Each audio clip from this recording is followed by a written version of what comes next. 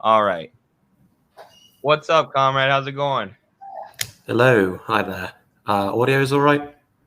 Yeah, it sounds good to me. So the chat can let us know. Um, Groovy. Okay, sounds good. yeah, what's up? What's your name or a little bit about yourself? Are we just not checking anymore?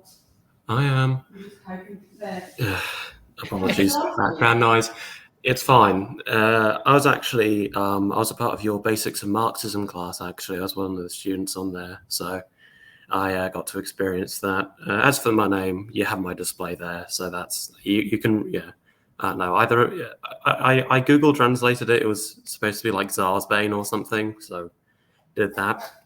Uh, right. So I suppose what would you be interested in speaking about? I don't know. Good question. We were well. First, I want to ask you, how'd you like the basics of Marxism class? Because we're planning on rolling out a bunch of those and continuing with the Midwestern Marx Academy stuff. I feel like it's pretty useful. Yeah, Getting face to face with people and helping them learn. But yeah, it was pretty good for sure. I mean, I'm someone who I guess I consider intermediate in my development. Uh, it's a typical kind of like rad lib to ML progression via COVID and all that jazz. So, but yeah, I found it to be quite useful. I think it's just good to reaffirm certain kind of characteristics, and even you get some insights when you go, well, oh, of course, that's it's articulating something which you don't quite know how to articulate, but you kind of instinctively understand. absolutely, that's what I always say. Like theory and philosophy, in my experience, put words to things that I already understood, or put words to common sense sentiments. Yeah, exactly. I will say I think that's Deleuze's perhaps one great insight about effectively philosophy simply being or even Zizek's one insight, despite his, repertoire of works, being able to, philosophy is a tool to rearticulate questions, although it should also be able to rearticulate answers. Right. There's there's a lot of people who were mad at us when we criticized Zizek for I his mean, worst I don't opinions. understand why though, because it's easy to, because he just kind of has this appearance of he's obviously a quite intelligent individual, but he kind of just does this weird conservative Marxism, but I also defend the establishment, utilizing Right. the dialectic. Like he's just kind of systematized contrarianism, basically. Exactly. Perhaps Exactly. that's the danger of Lacan. Really, you can learn how to be a professional contrarian. Right. I think that's the danger of like eclecticism too. When you try and take someone like For Lacan, sure. because you find a few rational kernels in him, or someone like Heidegger, who we were discussing in Discord, and then you just Certainly, try yeah. and synthesize that in a sort of vulgar fashion with Mm. Marxism. It I mean, oftentimes leads you to yeah, anti-Marxist or anti-dialectical yeah. positions. I mean, I wouldn't necessarily say that his synthesis is vulgar, but just fundamentally incorrect. He attempts to he reads Marx as a Lacanian, as I said, like figures such as Haas or Rev Larskus, those individuals read Marx as Heideggerians or Duginites. And again, these are undeniably quite intelligent people, but I think they see, ironically, it's almost a process which I kind of call multi-reading, wherein you read a text, you read another text, and then you read into each other in a kind of recurrent cycle. And they've kind of done that wherein they've read Marx, they've seen in Heidegger a rational kernel, and they've read Heidegger and they've seen in Marx yet another rational kernel, and that builds. And whilst I think that's certainly interesting, I think ultimately, if nothing else, it can reveal some insights, but it does nothing more than die progress, as opposed to reading figures like Chang and Fu, or if you're really feeling spicy, Zhang Zhigong, you know.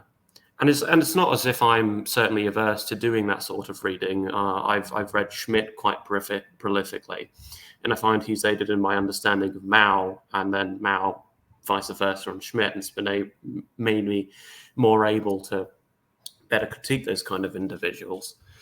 But Sure. I think fundamentally what we have to do is we have to learn to read these reactionary authors and do two things, and that's one, find the rational kernel, and then two, attempt to understand why the rational kernel mutated in that way. For sure. So yeah. I have a question too. You said that you've read Dugin pretty extensively. In your opinion, reading Dugin as a Marxist, in your words, what rational kernel is there to be found? And like, there's so much on the online left. If anyone even brings up Dugin, they just kind of have an implosion. You're a Duginite, you're a fascist, Yeah. blah blah blah. And Dugin is the right hand man of Putin, and all this misinformation. Which is What's your take on that as fundamentally someone who's actually foolish. Like, read it? no, he isn't. So I do think that many people say, "Oh, you can't situate him as a fascist. He doesn't fit into that left-right dichotomy and that Western dichotomy." And I do disagree with them. I think, despite the fact that Dugin fundamentally has some quite interesting insights, he does sit on this quite fascistic circle, even if he doesn't necessarily articulate a broader colonial project. There is a certain kind of Tsarist Russian imperial nostalgia present in his work, especially when he speaks of the fourth political theory as a kind of eschatological phenomenon. He focuses a lot on eschatology and kind of understanding. With that original proclamation of Moscow as the third Rome, he attempts to understand a fundamentally Russian ideology.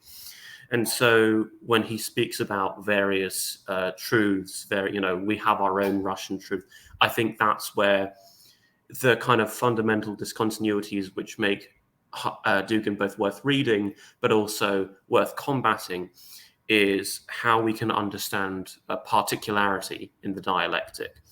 And I've actually been reckoning with his work and how it kind of, I call Dugin the other side of Orientalism, wherein we have this kind of picture of the Oriental despot, but rather they've elected to say, no, we embrace this. We are fundamentally distinct from the West, from the rootless cosmopolitans, from these agents on the other side.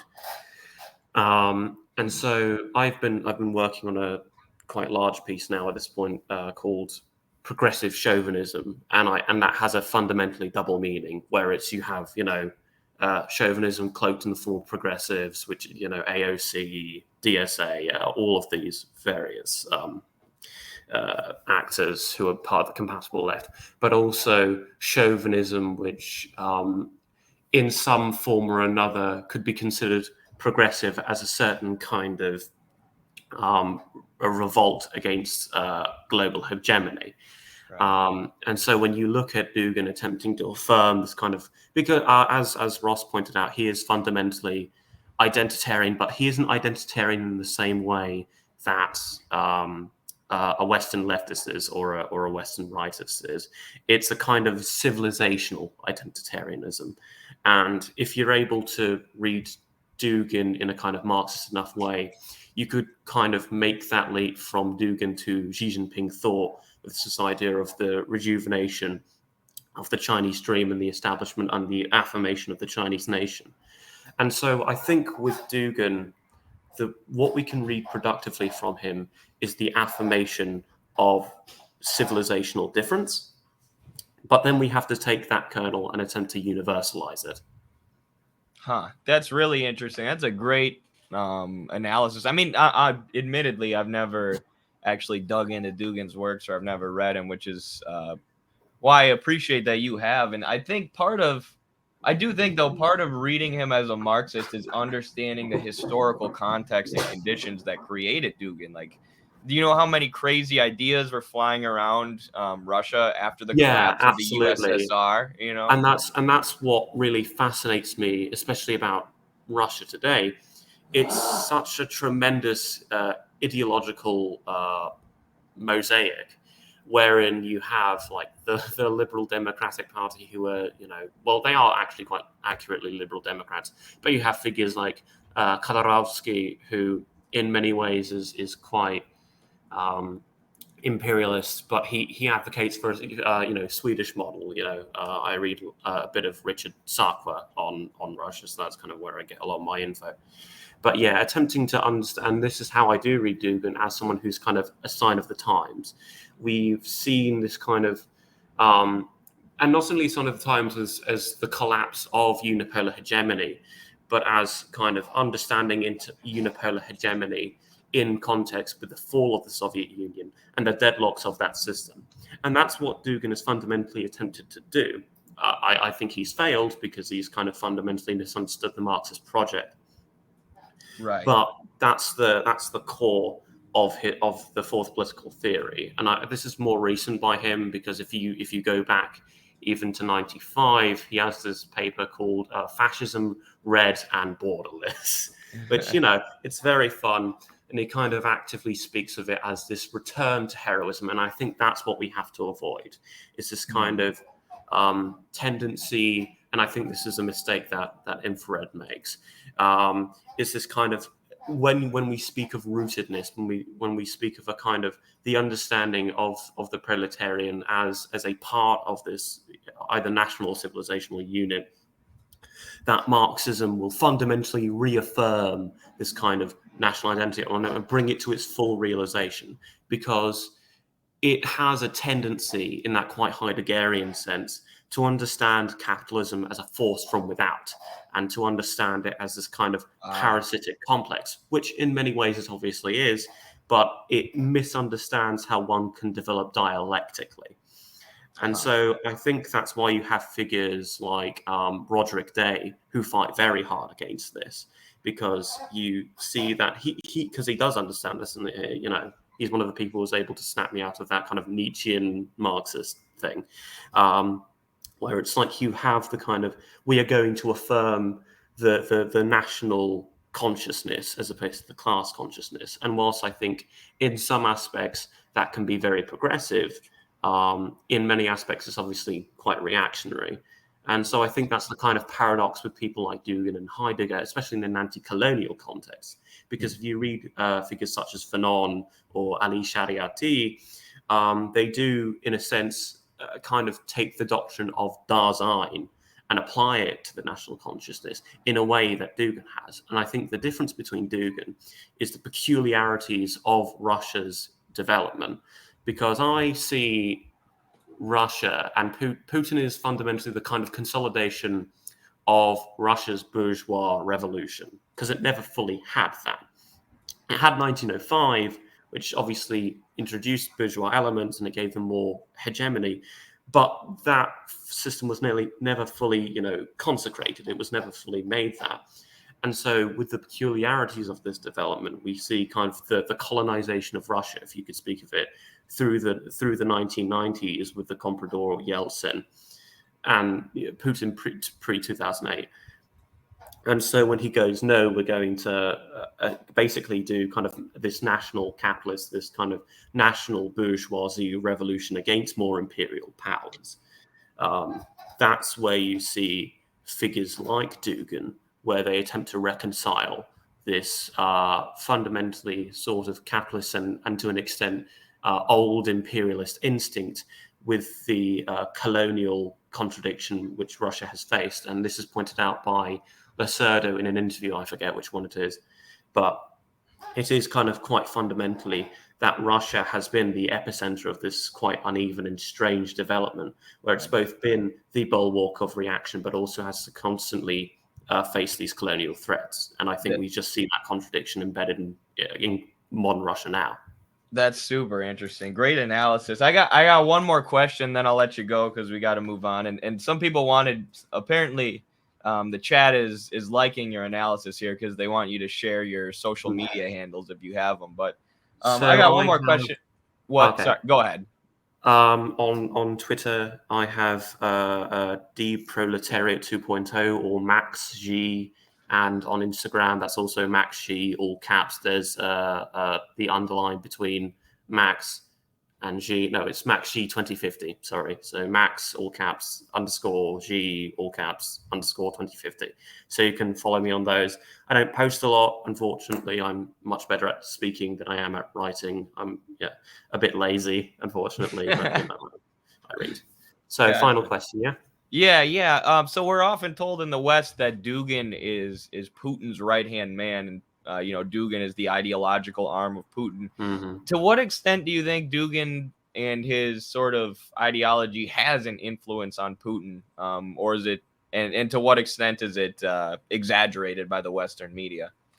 So I myself, unfortunately, am not a Dugin expert, so I Right. couldn't particularly give you a lot of answers on this. But I think that whilst, for the most part, it has been exaggeration, as a kind of national philosopher, Dugin has perhaps, I think, more so had an influence on the West than he has had in Russia as this kind of simulacrum of the Russian mystic. You know, obviously the comparisons with figures such as Rasputin is in many ways shallow, but I think he represents a kind of similar, almost Orientalist ethos, where it is this person who, in many ways, at least in their thinking and all their actions, embodies this great sea change which is coming and embodies the many contradictions present in the nation. But I don't think he has a particular influence on Putin himself. I do know that he has served as advisors to, I think, certain either ministers or members of the Kremlin.